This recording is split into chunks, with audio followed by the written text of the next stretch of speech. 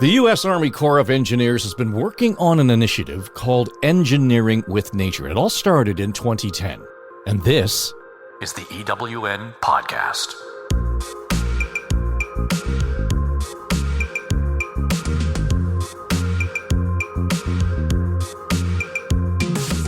EWN is developing and implementing nature-based solutions for water and infrastructure projects.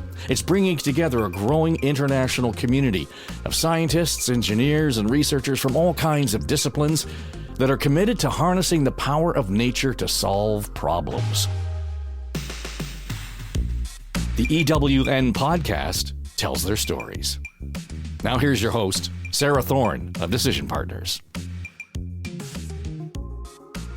Welcome in. We hope you've had a great summer.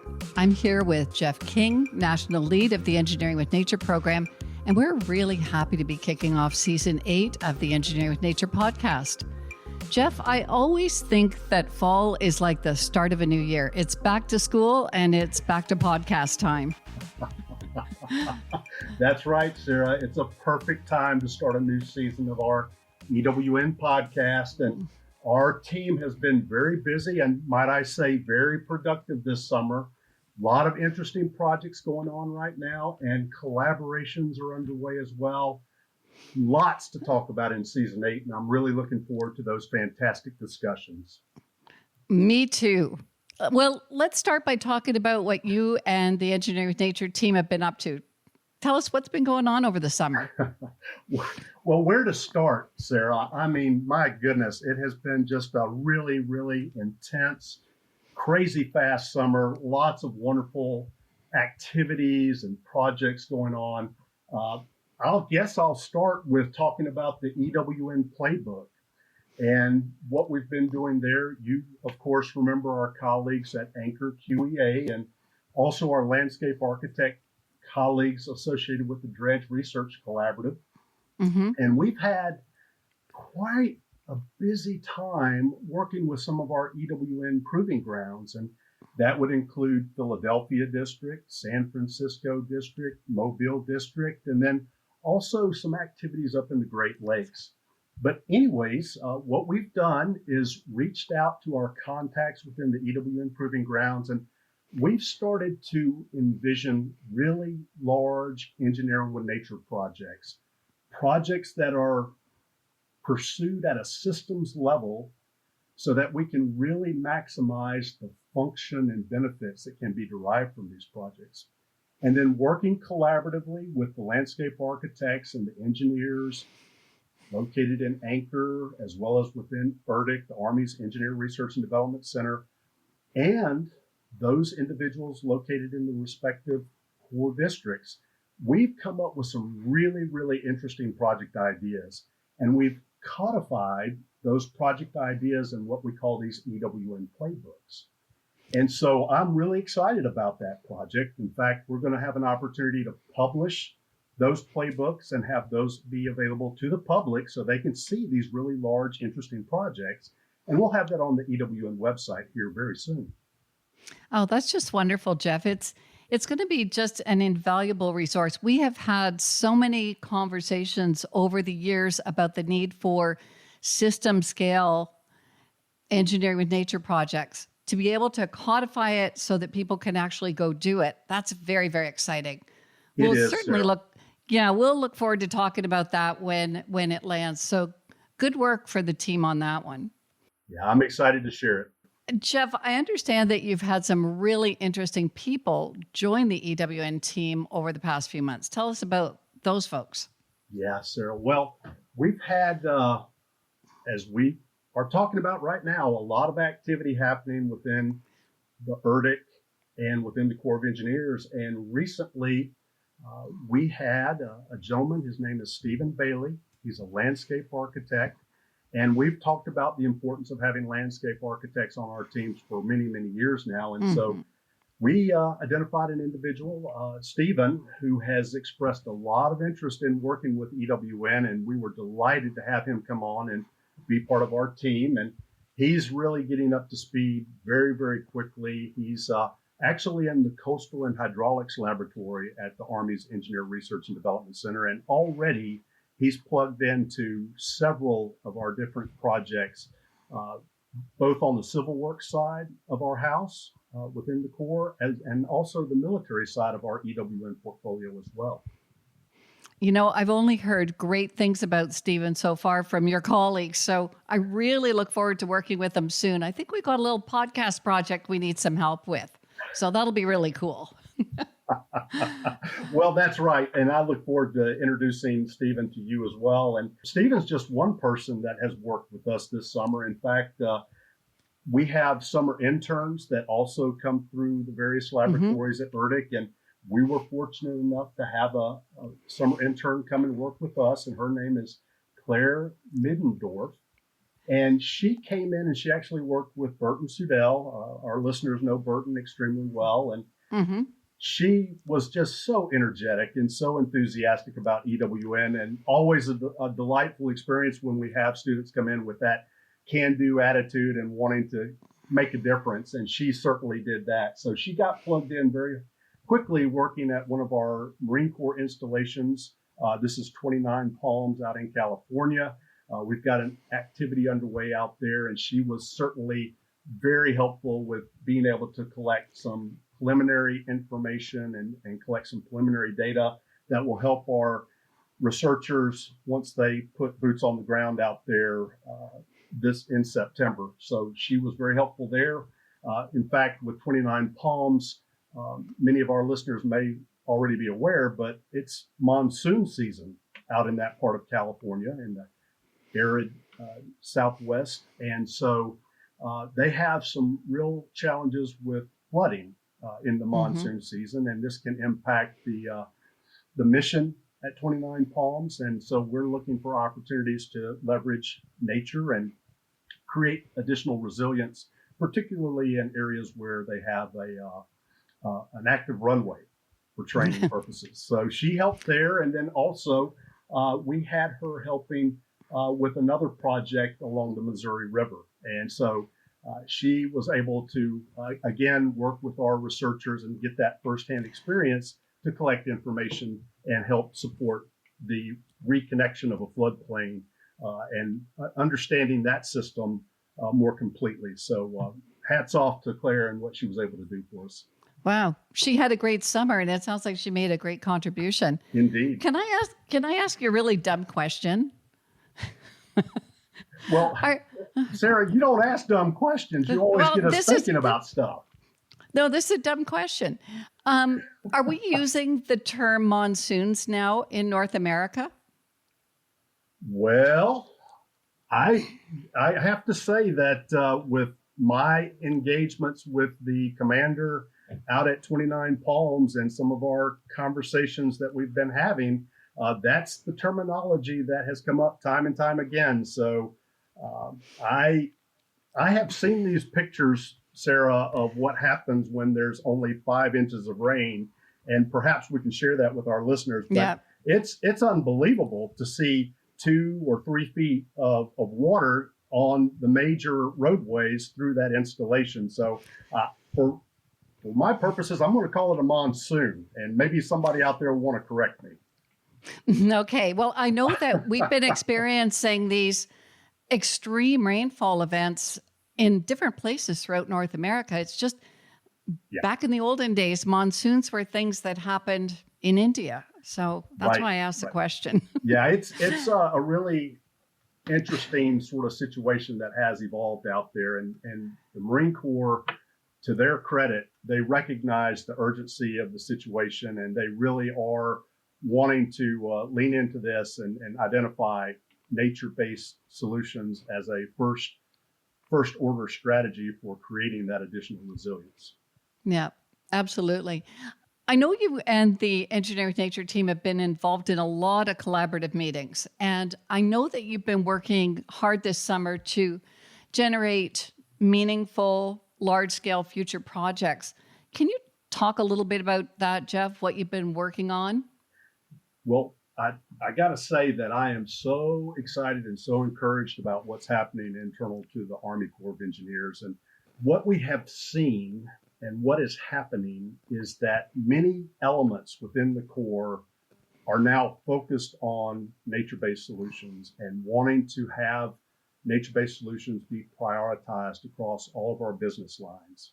So things like navigation or flood risk management or ecosystem restoration, those are our three primary business lines. And I'm working with our colleagues over at the Institute for Water Resources, another arm of the Corps, as well as Corps headquarters with Engineering and Construction Division, and then also with our EWN practice leads. And many of our listeners will remember the conversations with our EWN practice leads. And those individuals, they have what I like to call 1 foot in the world of R&D and 1 foot in the world of actually implementing projects on the ground. And so they are wonderful individuals to have working collaboratively across all of the Corps.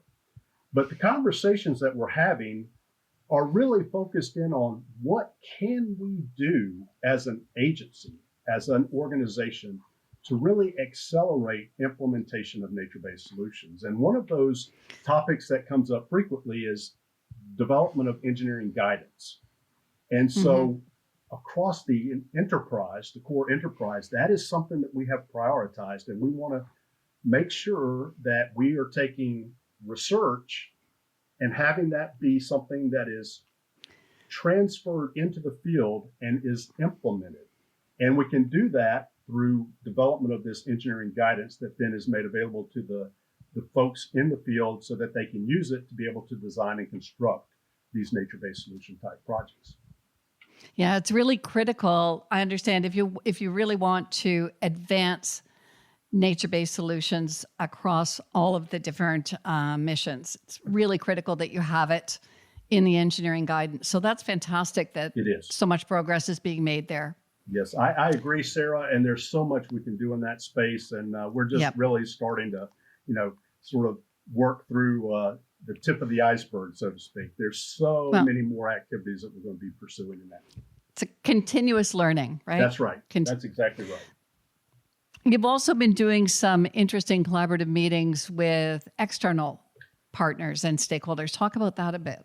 Yeah, Sarah. So we've actually renewed our interest in international collaborations and being able to work globally to expand opportunities for integration of nature-based solutions as well. And we rolled out, for example, the international guidelines in the fall of 2021.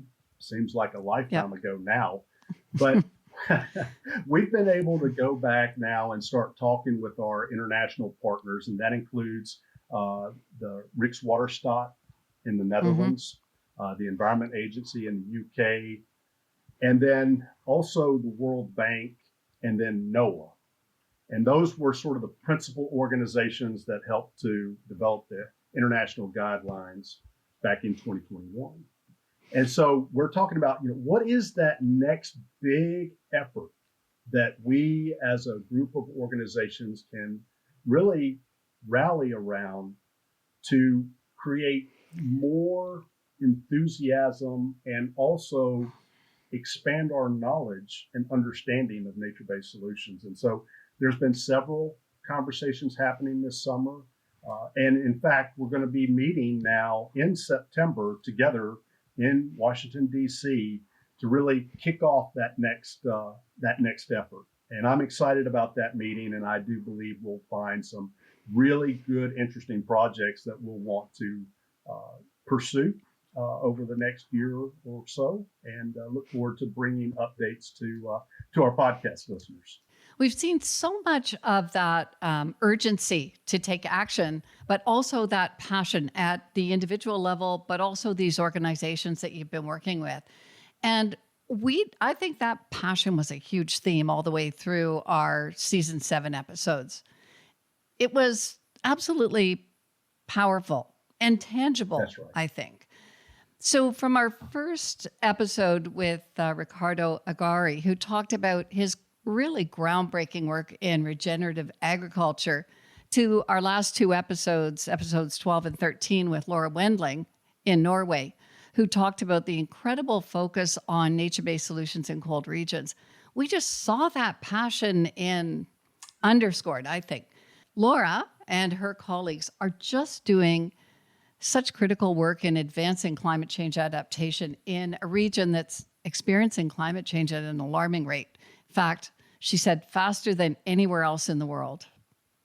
That's right. That's right. And I agree. I think that having Ricardo on as a guest early on in that season, and then also having Laura on, it really sort of represented two very different ecoregions and the challenges that we face in those respective ecoregions. And I just think that those two individuals, they're making such a difference, and really you can understand and appreciate how they look at the world, and that the science and technology and the approaches that they are wanting to pursue and integrate into the landscape will certainly make a difference. And I think that there's such a strong sense of importance for integrating nature-based solutions into their projects, and doing that on many different scales. And interestingly enough, and you're going to appreciate this, in talking with Ricardo and also in talking with Laura,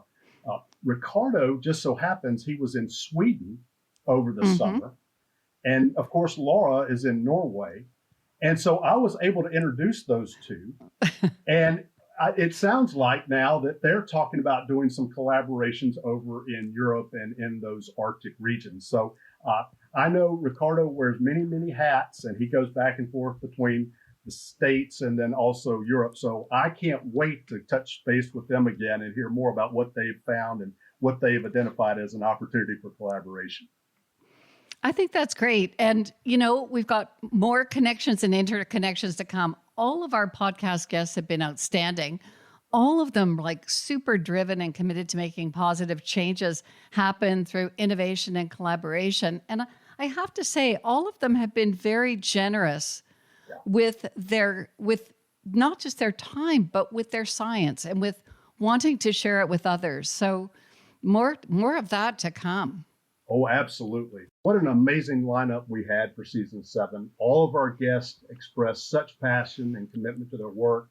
And they really, really did show and highlight how they are making a difference. And I have to say, I learned so much through all of our guests in season 7.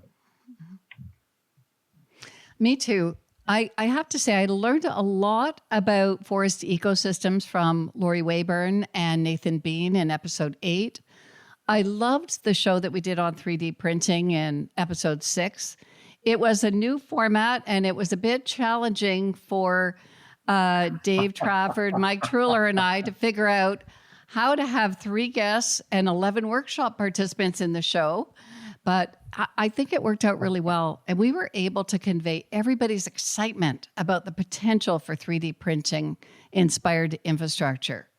Well, Sarah, you and Dave did an amazing job, and what a wonderful podcast episode that was. And I got to tell you that 3D printing of reef structures, that is something else and so novel. And I believe just one of those really interesting technologies that's going to take root and I think really create a lot of opportunities for us out in the field. And I got to say, it really was one of those that allowed me to get the geek mode going, to really have a chance to just have a real snapshot in time of what it is to engineer with nature. So was certainly appreciative of that episode and enjoyed it a lot. I have to say, I got my geek on to being with that whole team of amazing people for the 2-day workshop, and then spending hours and hours and hours putting the show together. I got my geek on too. I mean, it's just so cool. Imagine if we could use dredge material to create nature-based structures like reefs and roots to restore habitat, protect shorelines. Hey, It's happening. I cannot wait to follow up with our colleagues, Al Kennedy, Burton Sudell, and Andrew McQueen to see how 3D printing is advancing since that workshop. It's just so cool. I agree, Sarah. I think there's going to be more to share, and certainly I know our listeners will want to have an update on that. Absolutely. Jeff, I know that you were really moved by one of our guests in particular. You want to talk a little bit about that? Well, I've got to tell you that we had a fantastic conversation with Catherine Hayhoe, the chief scientist of the Nature Conservancy. And I'm still in awe of how she was able to communicate a message so profound and so inspiring. Some people are just born to be excellent communicators, and Catherine is one of those individuals. She's got this strong sense of purpose and vision and where she would like to go, and she has this understanding of climate science. And you bring that together with her message, and it's like, get out of her way. I mean, she's going to be able to inspire and really lead change in so many wonderful different ways. And her call to action, I think, really was what left a sort of a visual kind of like understanding for me, and something that I keep going back to, this head to heart to hand approach to how we can overcome and maybe deal with the changing climate. Mm-hmm. And that was something that really resonated with me. And I would encourage anybody who hasn't listened to that podcast, or in fact, the three episodes that we had with Catherine, to go back and listen to it. I know you'll be inspired. She's just done so much in this space. And, I loved how Catherine had said that globally, we can't meet our climate commitments that were made in the 2015 Paris Agreement if we leave nature out of the equation. And she's right. She's right. Yeah. Nature-based solutions have such an important role to play in addressing climate change and helping us all work towards climate adaptation. And it was very validating for me to hear her talk about that and for Catherine to offer her perspective. It was totally inspiring. I think we were both just we were on a real buzz after having our conversation with Catherine. And I think the biggest thing that resonated with me was her ability to make climate change something that every single individual can do something about. She brings it home for everybody. And boy, she's one passionate lady who's really making a difference in everything she does. So, wow. Hear, hear. Yes, absolutely. I agree. And passion is the right way to sort of sum it up. And I believe, Catherine's a role model for us all. And the fact that she is out there every single day, talking to people and offering this inspiration, my hat's off to her. It's just fantastic to have people out there like her in these leadership roles. Jeff, let's move on and talk about season 8. We have been working hard on our schedule. We have fantastic guests lined up, and I think season 8's going to really pick up on the passion and dedication that we heard from our guests in season 7. Yes. I'm getting excited about season 8, and certainly, hopefully our listeners can sense the excitement that you and I both share. I believe that passion is infectious. And so hopefully over time, and as our listeners have a chance to hear from our guests, they'll too be inspired and start to feel that energy as well. And all of the collaborative sessions we have had over the past few months have shared this common element, and it's that passion and energy for working together to innovate and find solutions to various climate change related challenges. Mm-hmm. And nature-based solutions now are becoming more and more mainstream, and that's certainly something that I get excited about, and just part of the toolkit as we put our heads together and look for solutions to the climate change challenges that are upon us.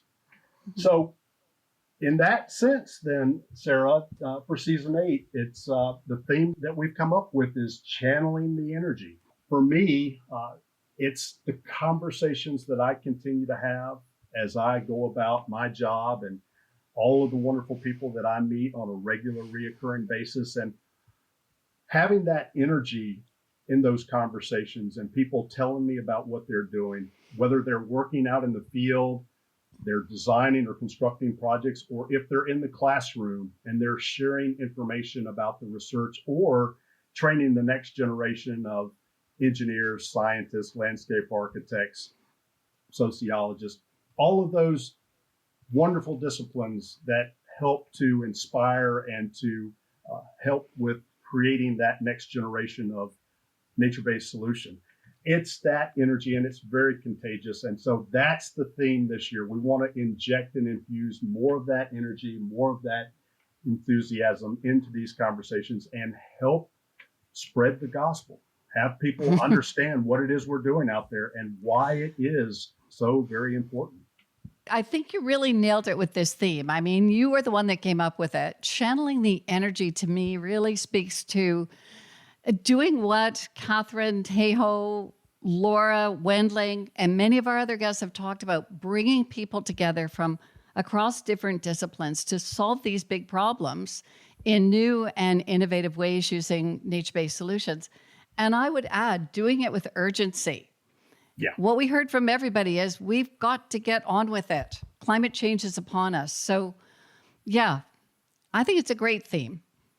Well, Sarah, talking with you as always sort of helps me to sort of galvanize around what I think could be very important themes for our podcast. And I certainly appreciate the time that you and I have a chance to talk about these kinds of things because, again, you're in this space with us and you're helping to move the needle and make sure that we're offering good conversations and really important messages to those out there that are interested in this topic. So I think you can share in a little bit of that energy and a little bit of how we came up with this theme, frankly. We got a job to do in season 8. We got to channel all that energy through our guests. And I want you to talk about a little bit about the lineup, but I don't want you to give away the shop. Yeah, well, I think that the lineup is really coming together nicely. And we've got some terrific guests that are coming to talk with us throughout the season. And to kick off the season, we're going to talk about climate change and global health impacts. And I'm really looking forward to that conversation. I think our listeners know that that's a topic that is something that's near and dear to our hearts and that we want to be able to get this message out to people. In addition, we're going to talk important climate policy initiatives being driven by our sister agency, NOAA, the National Oceanic Atmospheric Administration. And we'll have an interesting conversation about how the Navy is incorporating nature-based solutions in their plans and their projects. We'll also be talking about some of the groundbreaking work being done by our EWN Engineering with Nature colleagues in both policy and program areas. And that's just really the start. We have big plans for season 8. We certainly do. We have an exciting lineup this fall, and you've just given us a really tiny taste of it, a little appetizer. Well, I thought season 7 might have been our best season yet. And honestly, I think it was. But we've set a high bar for season 8. And I'd like to personally invite our listeners to tune in and share the passion and the excitement as we have many wonderful guests lined up this season.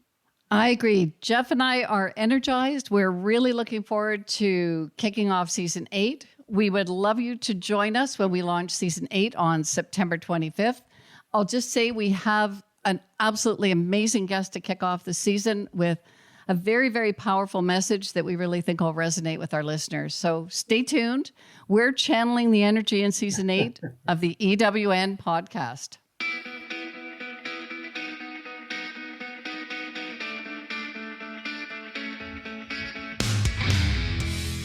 You've been listening to the EWN podcast, developed by Sarah Thorne and Jeff King, National Lead, Engineering with Nature Initiative, U.S. Army Corps of Engineers.